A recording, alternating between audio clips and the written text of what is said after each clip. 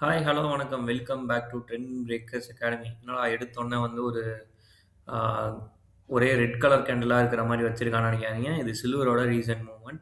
So silver வந்து இன்னைக்கு ஒரு ஆல் டைம் ஹையா வந்து 4,20,000 வந்து டச் பண்ணுச்சு சில்வர் ஃபியூச்சரு. அத டச் பண்ண கொஞ்ச நேரத்திலேயே வந்து பார்த்தீங்கன்னா, அதாவது சர்க்யூட் அடிக்கிற மாரி இருந்தது. அதாவது அ பையர்ஸ் யாருமே உள்ள வராம கேண்டில்ஸோட மூவ்மெண்ட்லாம் இருந்தது. ஸோ சடனா ஒரு 65,000 வந்து மடமடன்னு இறங்குச்சு. ஓகேங்களா. கிட்டத்தட்ட வந்து பார்த்தீங்கன்னா, 4,20,000த்துல இருந்தது.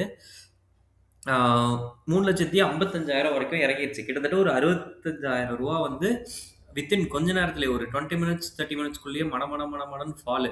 ஓகேங்களா. ஸோ இது எத இண்டிகேட் பண்ணுதுன்னு நம்ம எடுத்துக்கலாம்னா, கோல்டு வந்து சில்வர நோக்கி போகும் அப்படிங்கிறதையும் நம்ம எடுத்துக்கலாம். அந்த மாரியான ஒரு பாயிண்ட் ஆஃப் வியூலயும் நம்ம எடுத்துக்கலாம். பட் வந்து எக்ஸாக்ட்டா சொல்ல முடியாது. ஸோ கோல்டு அண்ட் சில்வர் வந்து நல்ல ஒரு ஓவர் பாட் ஜோன்ல இருக்கு. ஸோ எப்ப வேணா ஃபால் ஆகலாம். ஓகேங்களா. ஸோ அதனால கோல்டு, சில்வர்ல இன்வெஸ்ட் பண்ணணும்னு பிளான் பண்ணிட்டு இருக்கவங்க, கொஞ்சம் அதில பார்த்து இன்வெஸ்ட் பண்ணிக்கோங்க. ஓகேங்களா. ஸோ ஃபர்தரா நிஃப்டியோட லெவல்ஸ்லாம் பார்த்துடலாம். அதுக்கு முன்னாடி உங்களுக்காக யூஸ்ஃபுல் கன்டென்ட் போறவங்க ட்ரெண்ட் பிரேக்கர்ஸ் அகாடமி இது வரைக்கும் நீங்க சப்ஸ்கிரைப் பண்ணல அப்படின்னா, சப்ஸ்கிரைப் பண்ணிக்கோங்க. ஓகேங்களா. ஸோ நான் சொல்லியிருந்தேன் ரெசிஸ்டன்ட் வந்து 25,480 அப்படின்னு சொல்லிட்டு, அத அத நோக்கி தான் போயிருக்கான் இன்னைக்கு ராலி. ஸோ இன்னும் வந்து என்ன பொறுத்தவரைக்கும் இன்னும் ஹையர் லோ ஃபார்மேஷன் தாங்க. ஃபார்மேஷன்லாம் எந்த சேஞ்சஸுமே இல்ல.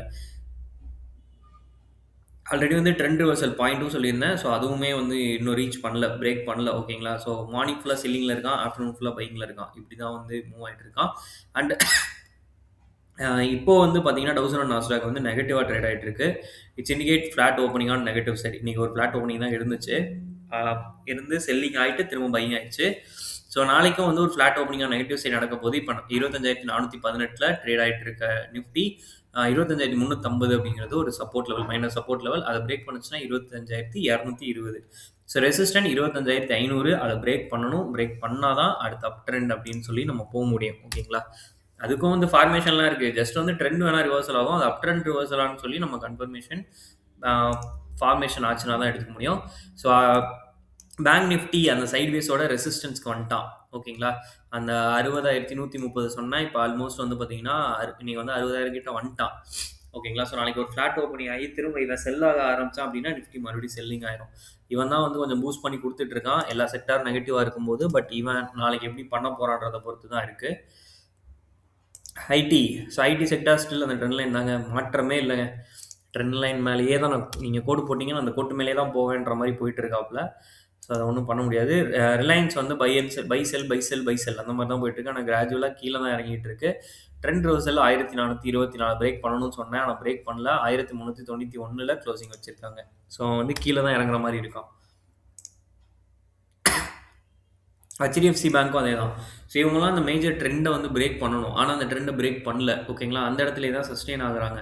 ஸோ இது 2 பக்கமே மூவ்மெண்ட் குடுக்க சான்சஸ் இருக்கு. இப்போ HDFCல என்ன பொறுத்தவரைக்கும் அவன் வந்து ஒரு ஸ்விங் ஃபார்மேஷன் தான். ஆ நல்ல ஒரு டவுன் வந்திருக்கான். ஒரு ஹை போயிட்டு இருக்கான். அந்த ஃபார்மேஷன்ல தான் இருக்கான். ஓகேங்களா. ஸோ அப்படி பார்க்கும்போது இவன் கீழ இறங்க ஆரம்பிச்சானா, இவனும் டவுன் ட்ரெண்டுக்கு போயிருவான். ஸோ அதனால இவன் டவுன் ட்ரெண்ட் போக ஆரம்பிச்சானா, நிஃப்டியும் ஃபாலோ ஆகும். பேங்க் நிஃப்டியும் ஃபாலோ ஆகும். ஏன்னா HDFC பேங்க் வந்து கொஞ்சம் ஹெவி வெயிட்ஸ். ஓகேங்களா.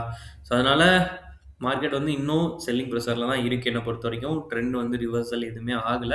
ஸோ மேபி நாளைக்கு ஏதாவது நடக்குதா அப்படிங்கிறத நாளைக்கு இத நம்ம பார்க்கணும். ஓகேங்களா. ஓகே. தேங்க் யூ ஃபார் வாட்சிங்.